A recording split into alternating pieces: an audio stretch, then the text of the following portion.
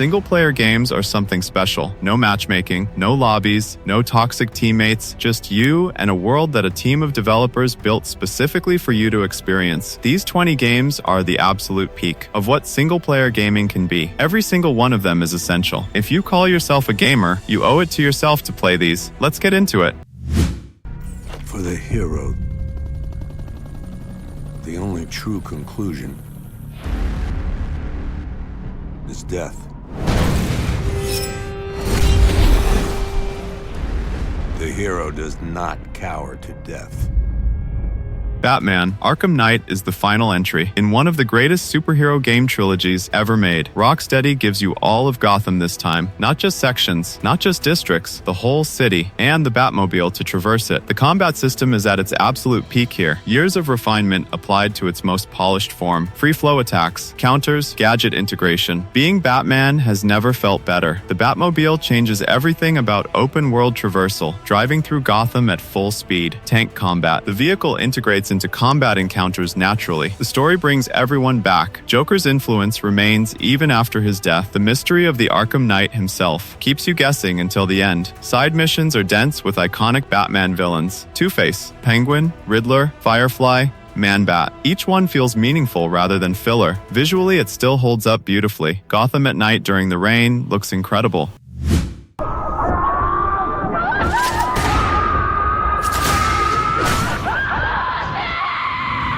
The Nazis rule the world now.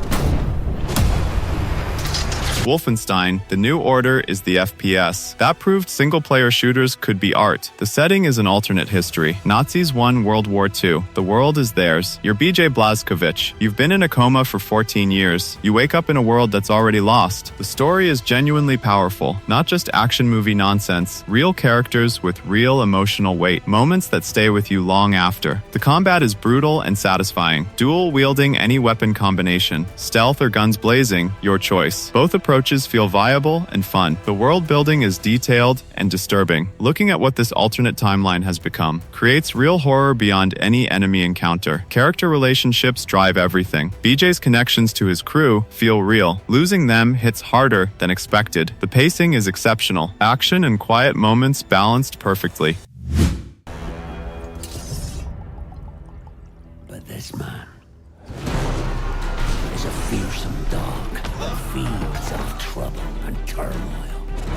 I seen him clear the deck of a Spanish galleon like it were nothing.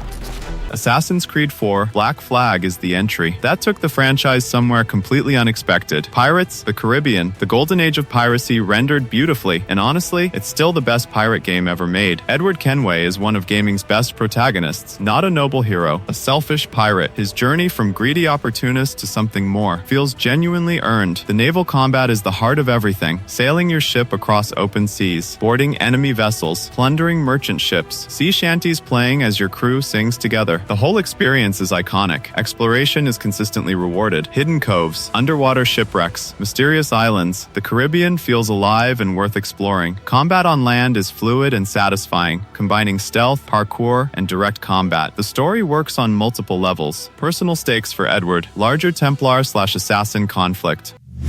Temperance, child. I've taken delivery and preparing some entertainment for you. The entertainment. Without further ado, the gallant knight protects the princess fair. The original Resident Evil 4 didn't just change the franchise, it changed the entire action game genre. Everything that followed owes something to RE4. The over-the-shoulder camera, the inventory system, the merchant, the tone that balanced horror with action. All of it started here. Rural Spain, Leon Kennedy, Ashley, a mission that goes wrong from the first moment. The setup is simple, the execution is perfect. Combat is still satisfying decades later. Shooting kneecaps to create opportunities, managing inventory under pressure, resource scarcity that makes every bullet meaningful. The pacing is what legendary game design looks like. It knows when to slow down, when to hit you with something massive, when to let atmosphere breathe. The enemy and boss design is consistently creative. Las Plagas, the Ganados, Del Lago, Salazar, Sadler, each encounter introduces something new. The setting shifts prevent it from ever feeling repetitive. Village, castle, island, 3 completely different experiences. Time. Hold the line! Hold the line! Nothing gets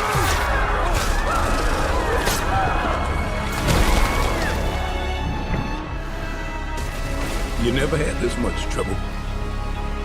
Devil May Cry 5 is the action game that brought the franchise back to its absolute peak. 3 playable characters across the campaign. Nero with his prosthetic devil breakers, V with his demon summons, Dante doing what Dante does best. Each character plays completely differently. Switching between them keeps everything fresh. Learning their individual systems is genuinely rewarding. The combat is the deepest in any action game ever made. Stylish ranking system that rewards creativity. Combinations that feel limitless. Every encounter is an opportunity for self-expression.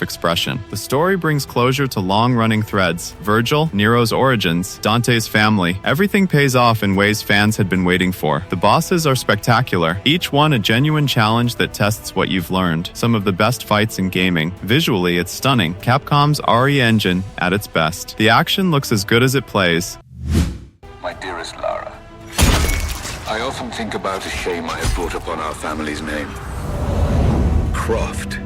What does it even mean? When I was young, it was just my father and I. In his last years, he was obsessed. Rise of the Tomb Raider is the best entry in the reboot trilogy and one of the most underrated action adventures ever. Lara Croft continuing her transformation. From survivor to genuine hunter, the Siberian setting is stunning. Snow, ice, ancient ruins buried under centuries of cold. The environment is both beautiful and actively hostile. The tombs are the highlight, optional but worth doing. Environmental puzzles that require real thought, solutions that feel genuinely satisfying when you find them. The game rewards players who take time to explore. Survival mechanics add texture without overwhelming. Crafting arrows mid-combat from gathered materials. Resources that run out if you're careless. The wilderness feels dangerous because it actually is. The story develops Lara's character meaningfully, her relationship with her father's legacy, her growing confidence alongside her growing ruthlessness. Stealth and combat both work well. The game never forces you into one approach.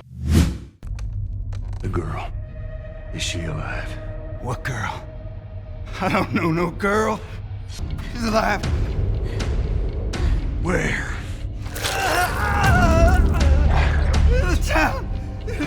The Last of Us needs no introduction, but The Last of Us Part 1 remake deserves its own conversation. This isn't just a visual upgrade. The animations are rebuilt, the AI is reworked, the accessibility options are the best in any game, and the story benefits from this level of fidelity. Joel and Ellie, 20 years after, a world that has moved on without humanity leading it. Clickers, bloaters, runners, and human beings who are often more dangerous than any of them. The relationship between Joel and Ellie is still the most convincing found family dynamic in the history of the medium. You believe in them because the performances demand it. Combat is tense in ways that most games never achieve. Resources genuinely scarce. The decision between fighting and avoiding is always real. The world building through environmental storytelling remains exceptional. 20 years of human collapse written into every room. Some say he died on the beach.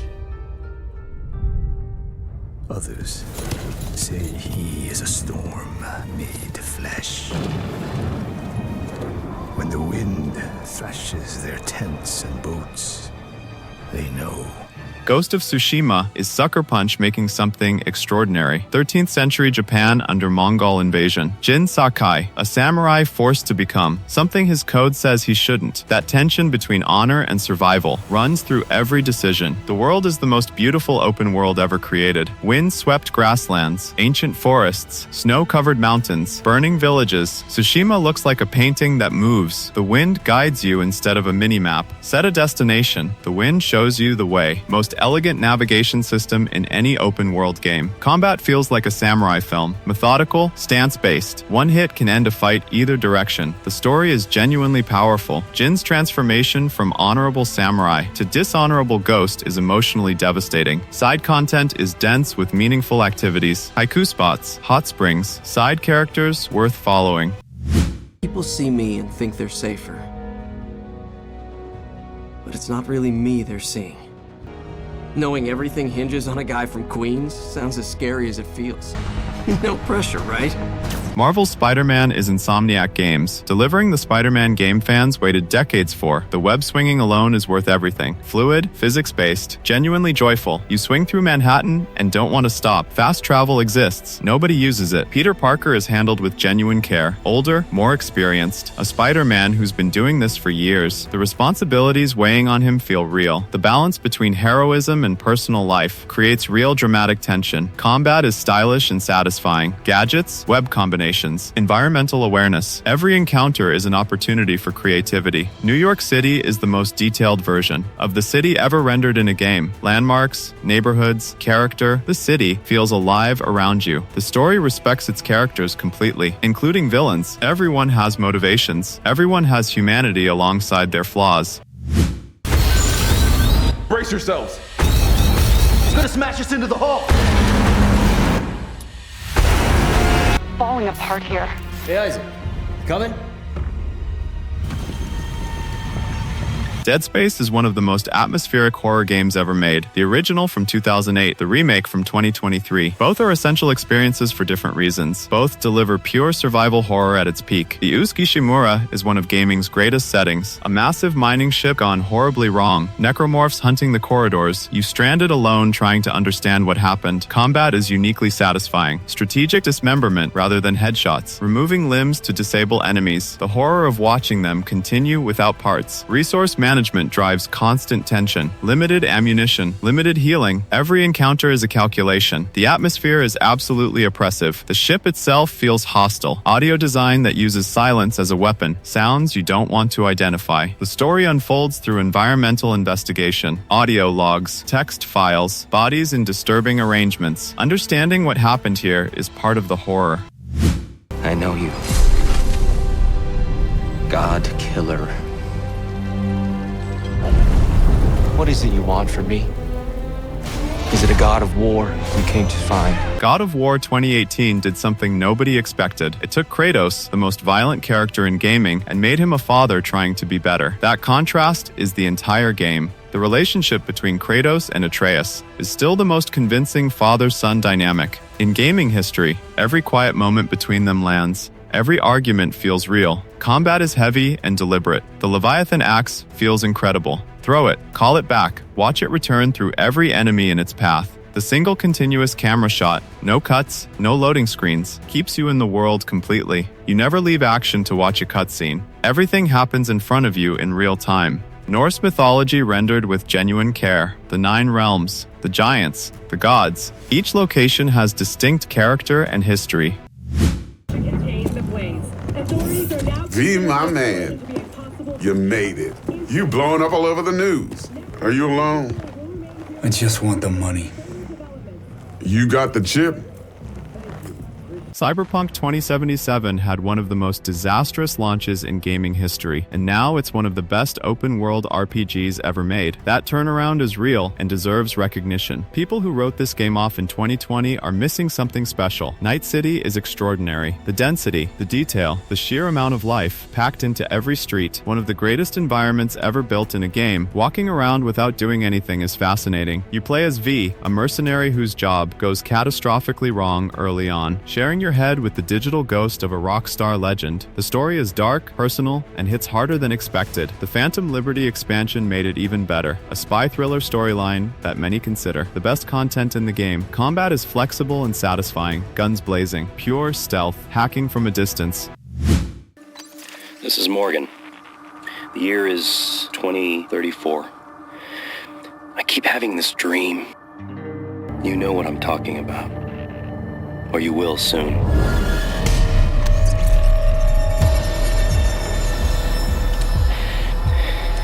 This is Morgan. Prey is one of the most underrated games ever released. Talos 1, a space station orbiting the moon. Something has gone catastrophically wrong. The Typhon, shape-shifting alien creatures, are loose and hunting everyone aboard. The level design is exceptional. Talos feels like a real lived in space. Discovering new paths through familiar areas is consistently rewarding. The glue cannon alone makes the game worth playing. A weapon that doesn't kill enemies. It just covers them in foam, which freezes them. That foam also lets you create platforms anywhere. The creativity it enables is incredible. Mimic enemies create constant paranoia. Any object in any room could be a creature. You start checking everything obsessively. The story raises genuine philosophical questions. Identity, memory, what makes a person. Themes handled with real intelligence. Multiple endings reflect different playstyles. Choices that genuinely matter.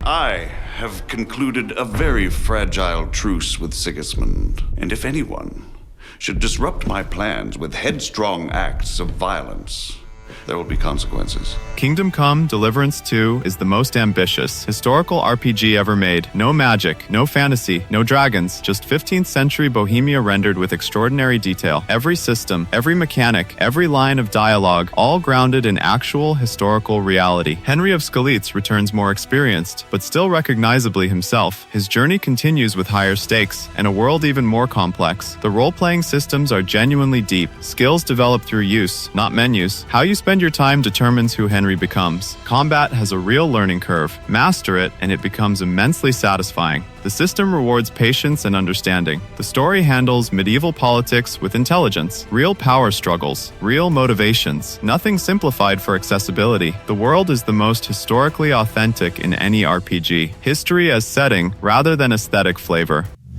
I often think about the god who blessed us with this cryptic puzzle, and wonder if we'll ever have the chance to kill him. Perhaps we're not so different after all. To me!